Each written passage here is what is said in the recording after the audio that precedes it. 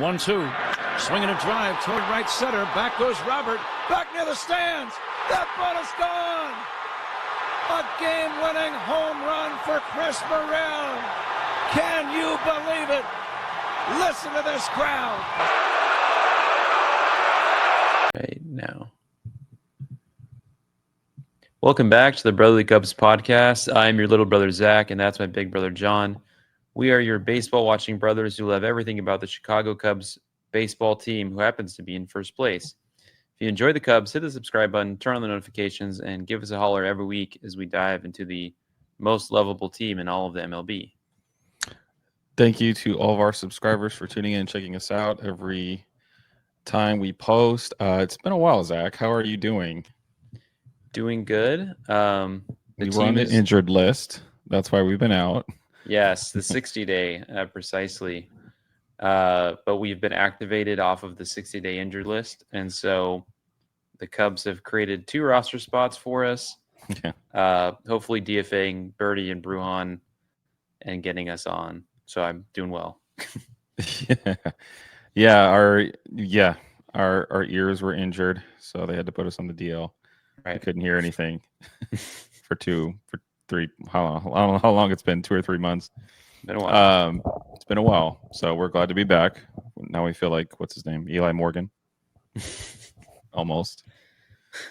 So the Cubs, let's get into the Zach. Oh, first, no, we have a question, which is our playful question of the day. What is a superhero movie you might associate this year in Cubs baseball? I hate to just give a basic answer, but I kind of want to say the Avengers because... I was going to say that, yeah. Okay. Which one, though? Perfect. I don't know. I mean, the last one... I mean, I guess... You got to go with Endgame. Endgame defeating Thanos. Yeah, I mean... When he snaps and then all the Cubs pitchers are injured. Exactly. Like 3 of the 5... half of the pitching staff, right? That actually fits. The Brewers are Thanos, the inevitability with their win streak. We're right there with them. I think that's pretty fitting. Yeah, speaking of, we'll get into it in a second, but I just wanted to touch on, our injuries. What are your thoughts on Shota's velocity? Did you see that it was down to like I think 88 or 89? Yeah, hopefully it's just a grip issue. It said they did an article that said he wasn't worried about it. Like, they typically don't put those out they typically put those out to dispel rumors of injury. So we'll see how his next start goes. That's going to be the biggest tell to me. If it's down again, I would say there's an injury risk. Mm-hmm. So let's wait until his next outing and see if he's up to 90, 91, and if he's tipping pitches or not, or if he's getting swing and miss and all that. So, yeah, I did see a tweet about that somebody had posted. They overheard a cop saying that the White Sox are using technology to steal signs, and that's how they've been doing so well since the All-Star break, which would be pretty funny and pretty comical that's all they have to do is just to turn it around is steal signs. Cheat, yeah. Yeah, from every angle in the ballpark, just recording camera angles. So let's get into the White Sox. We are now, in this Crosstown series 1-1 versus them. Yesterday we, bounced back from getting blown out in game 1. So it's tied up. Today we have Ben Brown going against Grant Taylor, who's 0-1 with a 3.93 ERA. He's a righty, so that's good news for us, right? Mm-hmm. What are your thoughts on the White Sox? As far as they're, kind of bouncing back and somewhat. Probably zero thoughts on the White Sox. Yeah, I don't have any thoughts. I don't think many people do, really. I was just curious. It's going to be interesting to see if they build on this, like the A's, thinking about the Oakland A's or Sacramento A's, whatever you want to call them. Last year were pretty terrible. They started actually pretty well, but now, of course, they're, I think, 15 games under 500 or something like that. I mean, 10 or 15 is at least. My only thought is the Rockies have taken the crown as like the worst team in baseball. So the White Sox, I guess, are benefiting from the Rockies being so bad. I mean, they're still almost 30 games under 500. They still could lose 100 games. I guess it's a slight improvement, but I don't really care too much about those teams, especially because of the draft. Not the draft lottery. Is it a draft lottery? I think it is. And you don't. If you have back-to-back bad seasons, they don't continue to award you top picks. So teams like the Rockies and White Sox are not benefiting from tanking. Really, that's kind of how it's going for them. Is it's not great. So it's not like they're going to benefit and get a bunch of prospects like the Orioles, were. So yeah, just want to win the series more than anything. Get out of here, win the series, then kind of move on. I'm really thinking about the Brewers series more than anything. Yeah, I think everybody is. I mean, obviously you want to beat up on the little brother. No offense, in the White Sox, but yeah, I mean, so talking about that, we have the big upcoming series, like you said, versus Milwaukee, starting on Tuesday, I believe. So game 1, Boyd versus Mizorowski. Game 2 is Colin Rea versus Priester. I forgot his first name. Mm-hmm. Game 3 is Shota versus Freddie Peralta. Big time series. They definitely need to take 2 out of these 3. That's going to be tough. You have their 2 best pitchers, but we have our 2 best pitchers, right? They're Boyd is an all-star. That's going to be a great chance for us to kind of set the tone. Yeah. Yeah. So, I mean, any thoughts on that series coming up? Or well, earlier you mentioned the White Sox are throwing out a righty at us this afternoon. Right. Yeah. And I would also mention we don't have to face Jose Quintana, who has our number and is a lefty. Yeah. Which is like the Cubs kryptonite Right. for another superhero reference. But yeah, all righties, which kind of helps. Mizorowski's really good. That should be a low-scoring game. The Cubs are really, if you look at a series like this is why the trade deadline is so important for this team, especially since they're competing. Is they need to replace Colin Rea. Well, let me rephrase that. They need to replace Ben Brown in the rotation or the bullpen game. Right. Colin Rea, I think, is a nice hold-in for the Taillon and Assad returns as a 5. I think he's perfectly okay as a 5. Horton looked good, but if you look at like the way these pitchers line up, you'd really like to not have Rea line up against Quinn Priester or any of those other pitchers, right? Yeah. You like Rea to just be the 5th guy and eventually be like the long man in the bullpen. Yeah. So, and they'd like to just demote Brown. So I think of this as like, we may lose the series, but I have been honestly looking at the 2nd and 3rd wild card spot, and the Cubs are like 6 and 7 games up on that spot. When that becomes closer, I'm going to start to worry because it's a very good NL this year, which sucks for us. But stay with the Brewers. Even if you don't win the division, just stay up on those 2nd and 3rd wild card teams. And they need to tread water for another. Really, they should not be treading water. They should have probably, with all the injuries, they should have signed. They should have traded for someone early. But now that the deadline is 4 days away, this is really Ben Brown's last start. And this is something where, luckily, from here on out, right, they should hopefully will get that much better in the rotation. And then one of those other guys returns. And so it will look a lot better pretty soon. Yeah. I mean, you would have Taillon returning in the next maybe week and a half or so. 2 weeks. Yeah, a couple. Assad will probably be a couple. I know he has a rehab start on Wednesday in Iowa. You have Amaya coming back as well, not really rotation wise, but just kind of as far as the lineup. Yeah. So I mean, there's reinforcements are coming. You don't know what you're going to get in Assad. You just kind of hope he stays healthy throughout the rest of the year. And in spurts, right? I don't think we're really expecting him to start necessarily. Maybe long relief. Yeah, that's a possibility. So speaking of reinforcements, beyond who's coming back from the IL, what do you make of like this whole trade deadline fodder as far as Suarez? Do they need to trade for him? Being with Matt Shaw on fire, hitting 4 or 5 home runs this past week. I think depending on what the Mariners package is for him, or I should just say the Mariners, there might be other teams that want him. I would hope the Cubs don't go above and beyond for Suarez just because it's not their number one need.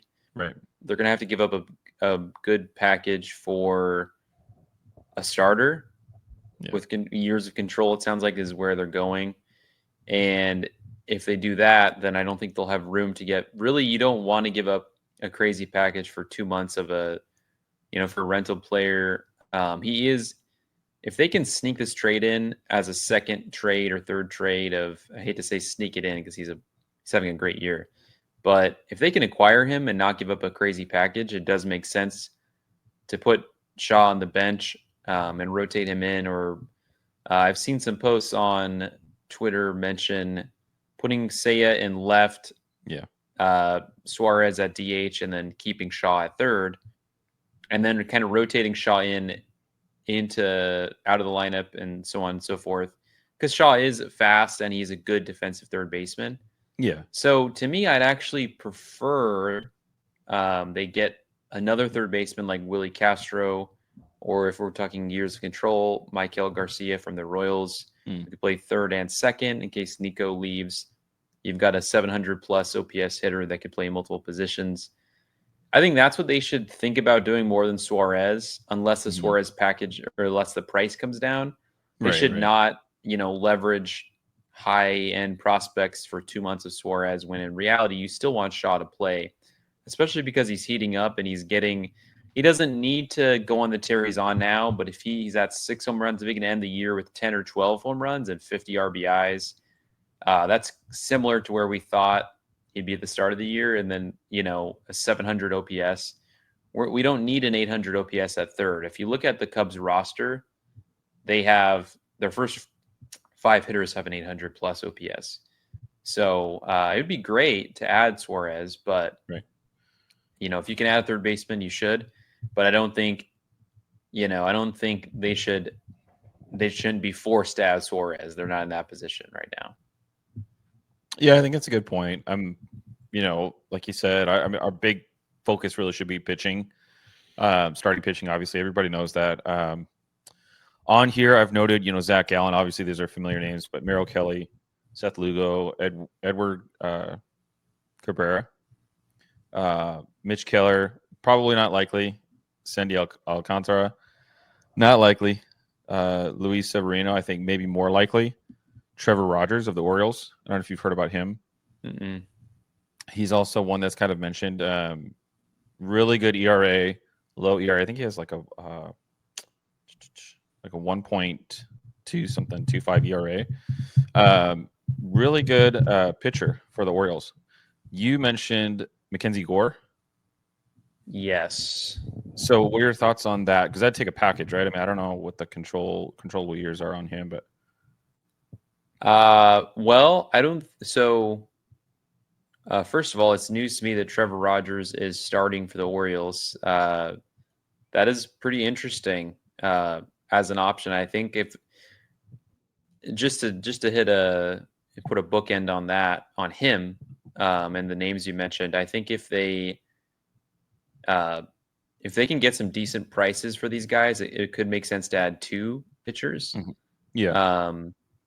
But if it's Mackenzie Gore, I think that's like one of those options where you go out and acquire an ace and then you make your offseason a lot easier, especially with this front office and their frugality. Unless that changes, if that's something that's going to change with the business ops and the cash flow and everything, all the details, if those details change, then I'd say don't go and get Mackenzie Gore.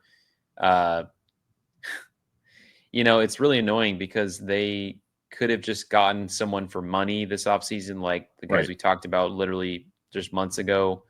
Jack Flaherty, we thought it was Flaherty, Burns, Fried. I mean, Burns is injured, but still Max Fried is having a really good year. For several years, they have had an opportunity to add these guys for just money, and they've added good pitchers. They haven't wanted to go out and spend a lot of money. So if that were to change, then I would say don't really trade for anyone of significance and just get him in the offseason. But I will say Gore makes sense for a team that struggles with money because he's going to be cheap for a couple years. And then from there, if he really likes the Cubs, you could give him a decent deal in the $30 million range if he's an unrestricted free agent. So that could make sense, right? And then you'd have Steele, you'd have Gore, you'd have a good 1-2 punch. Shota's got a couple more years. You have Cade Horton, so it'd be making a trade, not just for this year, but for 2-3 years down the road, which to me makes a lot of sense. And if it needs to be, the Godfather type package, hopefully, my thought is if it's Gore, then hopefully they still have enough ammo for a reliever or another bat. I do think like a bench bat still makes sense in addition to a starter. Yeah. But Gore to me is well, if he's on the market, he's the number one. But I would prefer they just go out and get Cabrera, depending on the price still, right? As long as the price makes sense. You can't give up everything because you're gonna need to make 2 deals at least this trade deadline. Yeah, I agree. It just depends, right? I mean, we've made deals. If you look at the past, right? History has a chance. History repeats itself. So if you look at the Nationals and the Cubs, I mean, they've made deals before. Notably Candelario, Jeimer Candelario. So I mean, there's, the Marlins. That's another one. Another trading partner that their Cubs are familiar with. I like Cabrera. He has years of control. This is ARB 1, I think, year. This year is ARB 1 for him. So he's got 3 more years of arbitration. Wow, 3 more? Yeah. Jeez. I believe. Yeah, next year I believe is ARB 2. So he's got, I think 3.36 ERA or something like that. Great stuff. High velocity. Gore is in the top, he was in the top 5, I think, in strikeouts. So he's got obviously amazing stuff. Do I think the Nationals are going to part with him? Probably not. I think he's going to be part of their future. But who knows? I mean, if you're, like you said, if you're enticed by like a Godfather type deal or package, that could happen. I think more likely, I mentioned Luis Severino. He's kind of made it, unfortunately, he's made it known that he's not happy with like the whole situation with the A's, even though he signed there. It's like, okay, dude. We're moving? What the hell? I didn't know. I have family in Oakland. No one told me. He says as his home ballpark is Sacramento, and it's going to be Vegas. I thought we were living in Sacramento. So said nobody. Said nobody. So that's kind of puzzling why he decided to sign there. But great pitcher though, great stuff. Trevor Rogers, like I mentioned before, looking at like his last 5 games, I mean, he's beat the Rockies. That's not very hard to do, but the Rays. He did lose. They lost to the Marlins, but he beat the Braves, the Rangers. And he's usually pitching into the 7th inning. Yeah. With this list that we've got going on right now, it feels like a diverse mix. Sure. Yeah. Good and terrible, but with past experience. And so I'm almost like bucketizing these. Like if I could literally bucketize these, I'm curious if, let me just go ahead and edit the show notes, but I put them into buckets of is good now, and then was good in the past, but is terrible this year. And it's weird how that's like a 50-50 split of the names that we have listed. But I'm wondering, like, if you were to get, let's say, Luis Severino, who has a 4.95 ERA, would you then need to also make a move for like another pitcher that's not maybe mentioned here? Or is it something where you feel like if they get a good price, they're going to just go into the pitch lab? Like, is that something you're thinking about with these names? I think the Cubs have to trade for a controllable starter and somebody that's probably going to be on an expiring deal, like a Zach Gallen or Maikel Kelly. If he's even expiring, I'm not sure. Kelly's on a multi-year deal. Is he still okay? So he has another year, right? I mean, to me, if I were to rank these really quick in like terms of years of control and like value, I would almost just go like Cabrera. I mean, if we took Gore out of it, I would say like Cabrera, Kelly, and then maybe like Lugo or Keller. Cabrera, Kelly, as far as like top. Could be a top 2 or 3 pitcher, has years of control. Keller is similar boat. Lugo only has 1 year of control with a player option, but he's very good. And I don't know about Trevor Rogers' contract. I don't know if he has a large experience with starting or success in starting. I need to double check on that. Yeah. But I know Gallen, Alcantara, and Severino all have very good experience. I'm just nervous that in order to get them back to where they need to be, the pitch lab would have to really work on them over the next few weeks, right? And then you're missing like a lot of August. And then also Alcantara does have years of control, so maybe next year he could really pop. No pun intended with his elbow, UCL. But Severino, I think of the reclamation type arms, he makes sense because he has years of control and his ERA is not in the 6s like Gallen and Alcantara, right? Who is that? I guess it's 4. Luis Severino. But it's tough though because it's not often that you're looking at guys that you can realistically acquire the 6 and 5 ERA, right? Right. So it's like a very interesting trade deadline right now. Yeah, it really is. I mean, you would think a guy like the only reason why I think the Cubs are looking into Gallen is that he's cheap because his ERA is so high. Kelly's obviously his whip is down. It's like way down. His ERA is way down. Merrill Kelly. Yeah. I would prefer him obviously over Gallen. I think as far as prospect, like, what Gallen is going to command, I don't think it's going to be a whole hell of a lot. Yeah. Yeah. He's on an expiring deal. So, I mean, I think Gallen probably matches up what they want. And maybe they feel like as far as prospect cost, because you don't know what's going to happen with Tucker, right? I mean, and Tucker's not like setting the world on fire either, really, this year. It's kind of been pretty, it's a down year for him. So, maybe he won't cost what other people are thinking, but I would definitely want an ace-like pitcher with semi-control. I mean, it's rare, to get an ace with controllable years because people want to hold on to that. Mackenzie Gore, Mackenzie Gore, I mean, but like I said, who knows what if the offer is enticing enough. I mean, sometimes people will part with their controllable pitching. So looking at Trevor Rogers' SPO track, so he avoided arbitration this year. He's at 2.6. So he's 27 years old. Okay.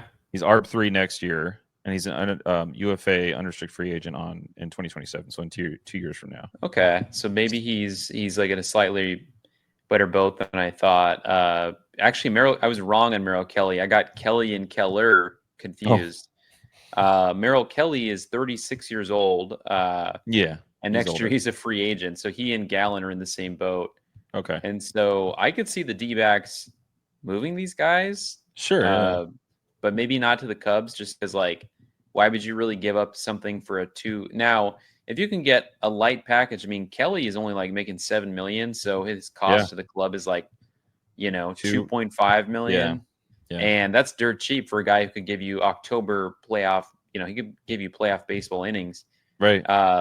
But then for next year, you'd have to re-sign him, and they're not good at going out and giving. And a 37-year-old, even with experience, they haven't really done that with older pitchers. Mm-hmm. So I would think, gosh, there's a lot of different names here, and there's different ways the Cubs could go about it. But if you could pick 2, to me, if you could pick only 2, realistically, what do you think they would do? I would go. I would go. I can't. I'm not going to answer it. I would go Cabrera. I can answer it. Do you want me to? Who are your 2? So I think you said, did you say Cabrera? Cabrera, yes. I would definitely go Cabrera because of the controllable years and how effective he is. He's having a great year. And then I would go Lugo, just because of how much he spins it and how many swings and misses he gets. Okay. I was and he's expiring. So, but at least you'd have Cabrera, slotting into your rotation next year.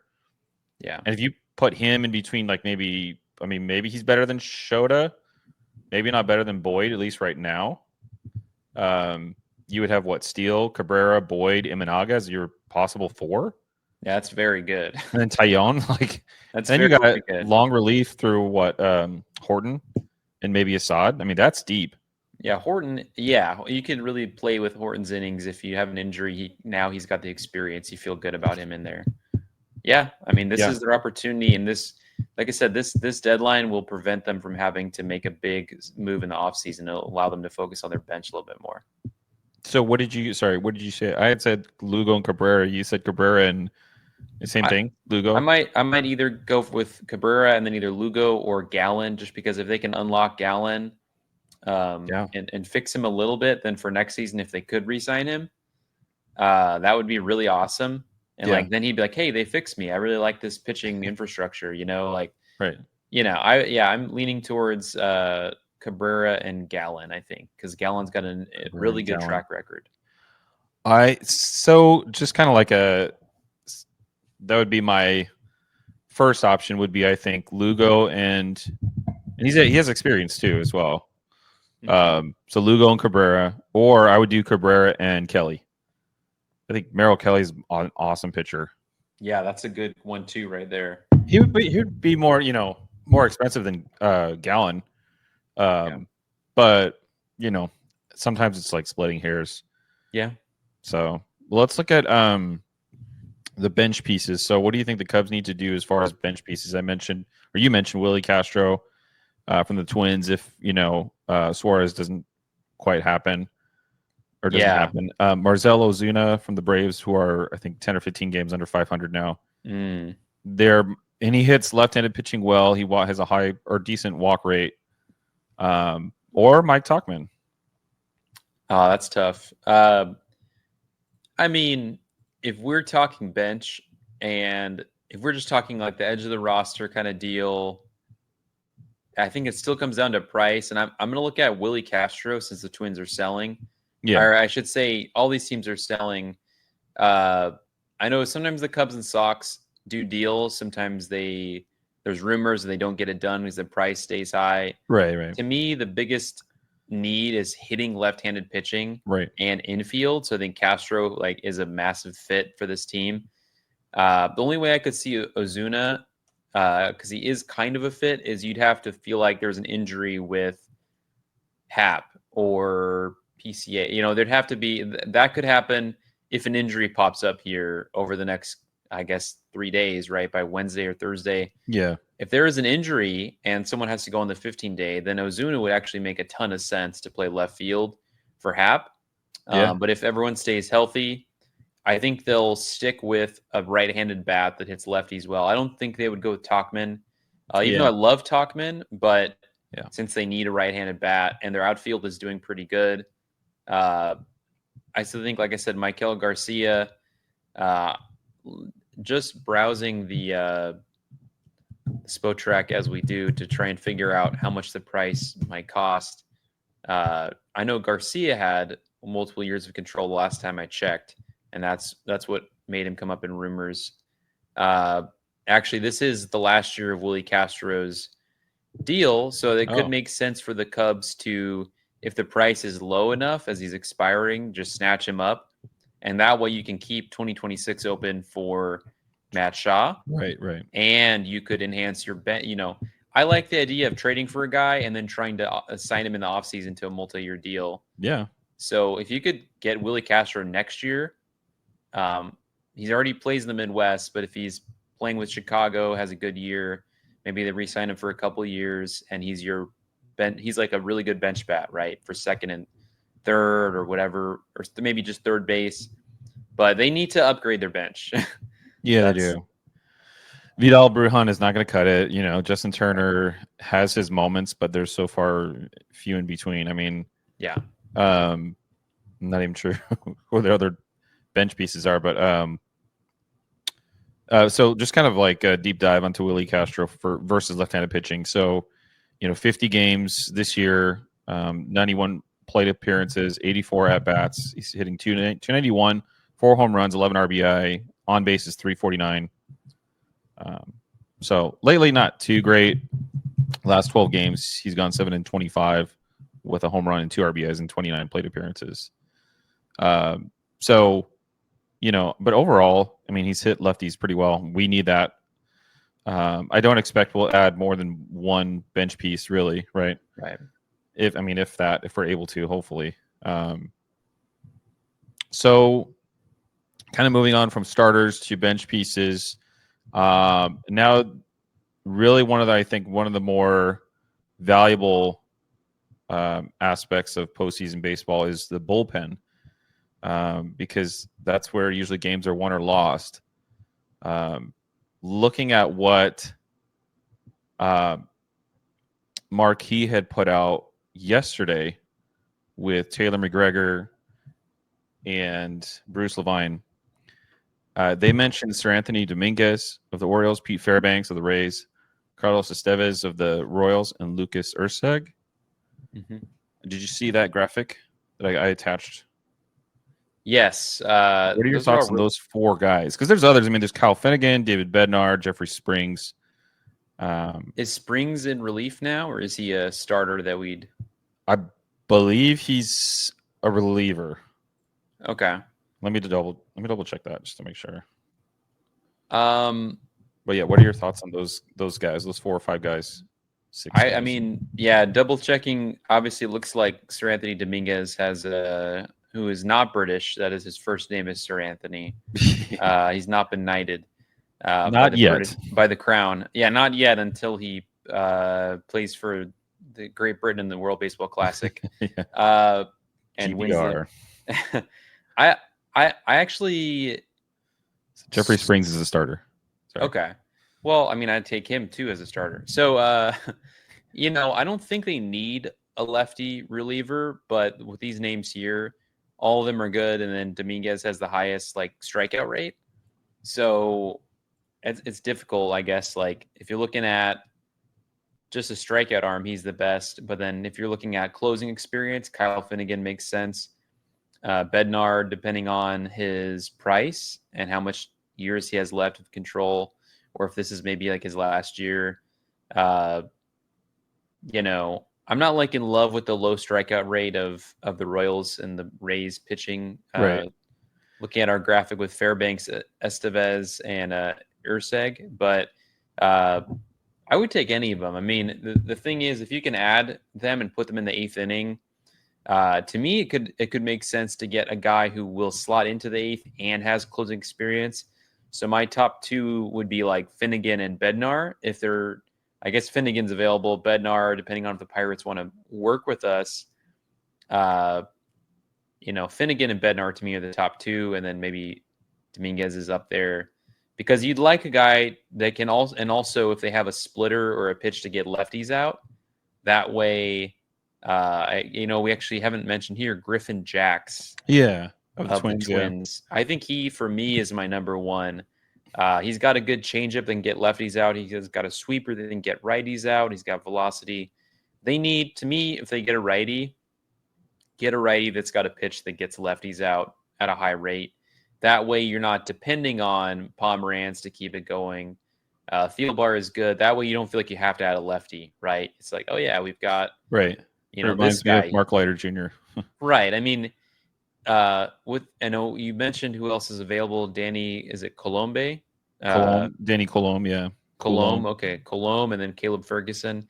Danny Colombe would make sense too. A lefty that gets guys out, but I think with just the best available, Finnegan and Bednar make the most sense. Okay, Finnegan and Bednar. My only thing is do you have any issues trading with the Pirates though? I mean, you put it on here, so no. I did. I just, as a possibility. I mean, yeah, I wasn't sure how you feel about it, but he obviously rehabbed his value from a couple of years ago, where he just kind of shit the bed. But yeah, if he could be had for a decent price, why not? I mean, you still have Palencia is probably your closer, anyways. I don't know if I'd put Bednar over Palencia. Yeah. But yeah, you're kind of looking for an 8th inning guy, high leverage, maybe slot in Porter Hodge if you need him for the 7th. Yeah, I like that. Depending on where he's at though, too, physically. or I guess it depends on the matchups. But I mean, as far as your highest leverage, Palencia's got to be up there. So Sir Anthony Dominguez has closed games for the Orioles. I would be, pretty. I mean, I'd be happy with, probably any of those 3 out of the 4. I mean, I don't know about Erceg necessarily, Lucas Erceg. Mm-hmm. I mean, a low whip, 1.11, but K is down, 7.52 over 9 it's not great. Sir Anthony Dominguez has 11.73 Ks over 9. But his whip is up too. So, I mean, there's good and bad with any of these guys. Kyle Finnegan, I don't think I think that'd be a great pitcher to. I don't think it'd be a bad choice, or a bad acquisition really. Just another closer. I think you would want at least 2 guys to close. So obviously you have Palencia, Kyle Finnegan could easily,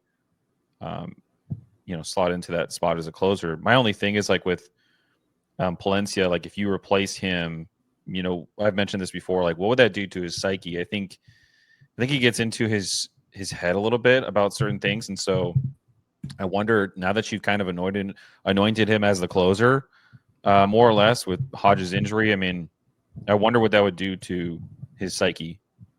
Yeah.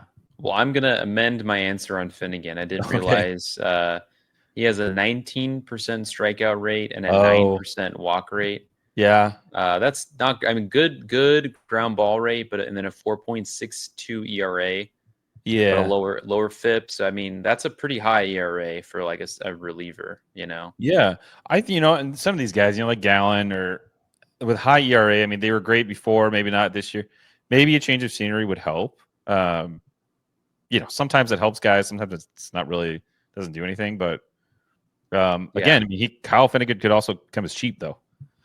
So if you are able to somehow unlock something or find something to fix, then it becomes great value, right? So that might speak to also the Cubs, their MO as far as, finding, cheap relievers that you could possibly turn into really effective relievers. So, you mentioned Danny Colum, if I'm saying that right.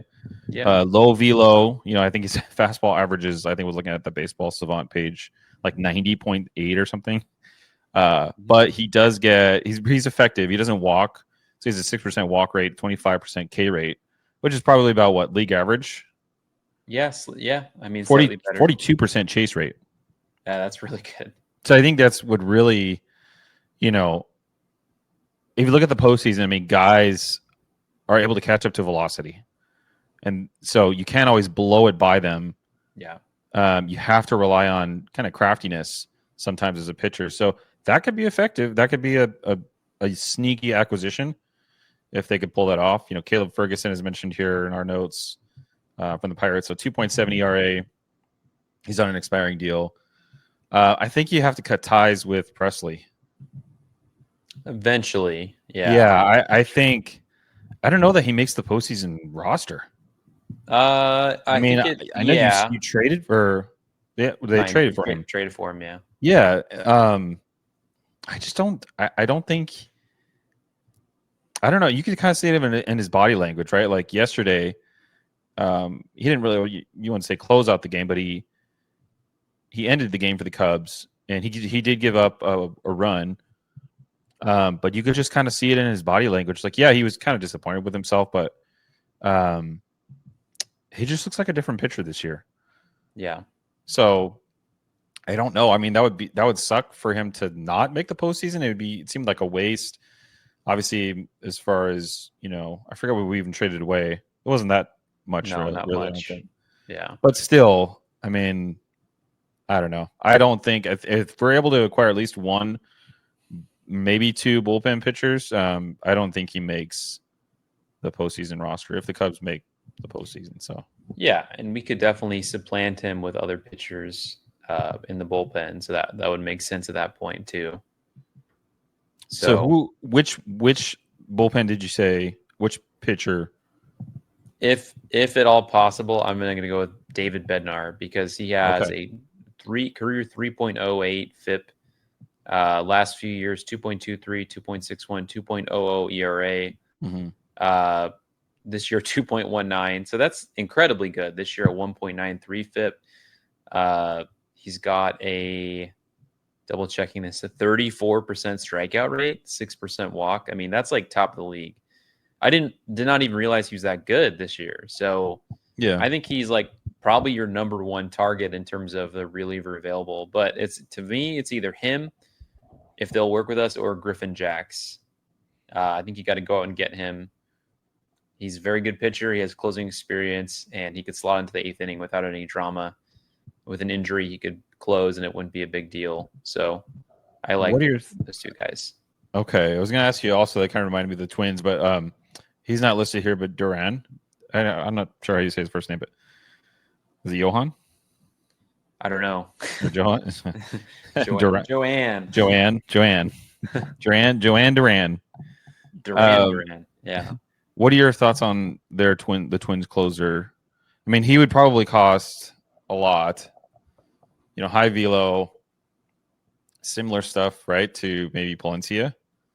Yeah, he's got a splitter, I think, and a slider.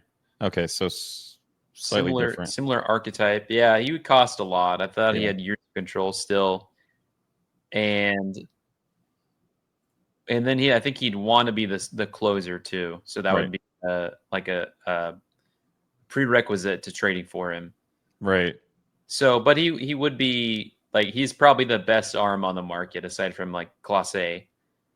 So you can, I think like he's more possible if they did not make a splash trade for a starter. Mm-hmm. You probably really need 2 starters, but if they like got something kind of middle of the road or didn't have to give up a lot for starter because they knew they were getting Duran. But I do think like this front office doesn't really prioritize bullpen as much as others might. Maybe not good. They'll be like, oh, we'll go out and get somebody. And their bullpen's been pretty good. Not as good this month.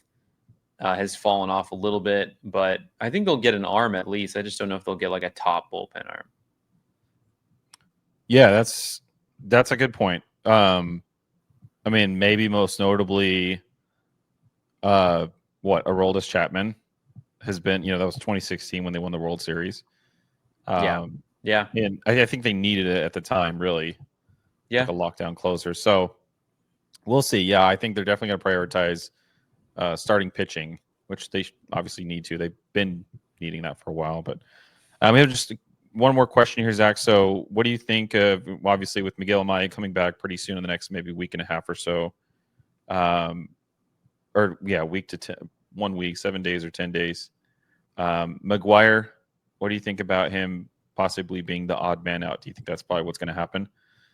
And they carry just 2 catchers, Yeah, I don't think you can carry 3 unless you had a catcher / first baseman that could hit lefties. Like, I don't know, if you had 3 righty catchers and one of them was like a Contreras type, then it could make sense to carry 3 catchers, like a DH, first baseman, catcher, kind of an all-in-one. Right. So I think they would do that, but I think they'll keep Amaya and Kelly, and then especially because McGuire's a lefty, right? So then he cannot play against lefties. So they desperately need right-handed bats that are impact. Turner was supposed to be that guy, and he just hasn't. Yeah. He's been okay. Hasn't had any slug, really. So if you look at what he provides, they needed him to be that bat. But I think they'll DFA. I think McGuire probably does not have options, so they'd have to DFA him, unfortunately. Yeah, and he's been phenomenal. He's really good, yeah. I haven't even missed Amaya. Like, I haven't even think about Amaya, which is crazy because he's stepped in. He will find a place to play. Trust me. Yeah. Someone will pick him up. His numbers are very good. He's got decent defense. He's a lot better than I thought when we first acquired him. Yeah, I mean, they were just talking about this, I think, on the broadcast the other day on Marquee, or JD was at least, that the catching core has been really good compared to, especially if you look at, the last time I was looking this up, they carried 3 catchers was Torrens, Gomes, and Barnhart. Jeez. Which is kind of an odd way to rationalize carrying 3 catchers, but it's it's been great having, to be where we're at. I think is overall not just the catchers, but like the pitching has held up despite all these injuries. To Steele and to Imanaga was out for a little while. Now Taillon. I'm trying to think of who hasn't been out. Boyd Boyd has not been hurt. Ray, I guess, but Ray wasn't even really. Boyd and Ray are like the only two I think that really haven't been hurt at all, which is it's a testament to how good this team's offense has been. Right, the offense really, it's been the pitching, but offense has been tremendous. PCA obviously. The offense has held up. I mean, the bullpen and the offense have carried the starters at times. Right, kept us in games, and Boyd has been so good that he's won almost every start. Right, that's helped us out a lot. And Taillon was good earlier in the year. Hit a rough patch, then got hurt. So I'm hoping he comes back and just sails. He basically just is healthy and slots right in there and gives us those innings we desperately need. He doesn't need to be perfect, right? Especially if we add a good arm at the deadline. He just needs to eat innings and be better than like Ray and Ben Brown, and that we know he is. Right? He's better than like a 4-something ERA pitcher. Yeah. Is he low threes? Probably not. But is he going to throw 5-6 innings and give up 2 or 3 runs? He'll give you basically quality starts a lot of the times. Right. And that's what they desperately need. So I'm hopeful they come back healthy pretty soon here. All right, Zach, one more just question to close it out. I lied. I said there was one. I was wondering. So in a world, let's say that you could only make 2 trades. Let's say there's this world where only MLB teams can only make 2 trades. Who do you think the Cubs trade for? Not 2 trades, but just 2 players. You can only acquire 2 players. Because technically, you could acquire multiple players in a trade, but you can only acquire 2 players that you think the Cubs could use going forward. Because I only think they're gonna acquire like two players, maybe 3. But what do you think? Who are the 2 that, if you had to choose, you only had 2 options? Who would they acquire? First of all, is this like the China one-child policy we're talking? Like, why did Manfred do this? Why? Yes. Come on, Manfred. There's been too many trades in 2025. So we need the population control. We need to fix the game yet again. I'm going to go with, in terms of like player types, I'm going to go with an impact starter and a very good reliever. Okay, My guesses would be like Cabrera. Yeah. And then take your pick of a bullpen, like let's just say, Fairbanks or something. Yeah. I think that's pretty I was gonna say I think that's pretty fair. But yeah, I mean, yeah, I don't think they necessarily would if they had to, I guess, if they had to trade for only 2 players. I definitely agree with that. I think Cabrera would be their ideal candidate. Who knows what he's gonna cost. But I definitely think it could be him, and then like a Dominguez or a Fairbanks or something like that from the bullpen. So, yeah, that's fair. All right, well, Zach, we are done. I think this is probably one of our longest podcasts we've ever done. So that's all the time we have for today. Thanks for joining us here on the Brotherly Cubs podcast. Hit that subscribe button, turn on the notifications, or join the conversation with us on Twitter at Brotherly Cubs. And we're also on Spotify and Apple Podcasts. I'm your big brother, Jhoan. That's my little brother, Zach. And we will see you next time in anticipation for the Cubs 2025 postseason preview. Hopefully we're still in this place or better. And their road to the World Series. Until next time, thanks for tuning in to the pod, and we'll catch you later. Listen to this crowd.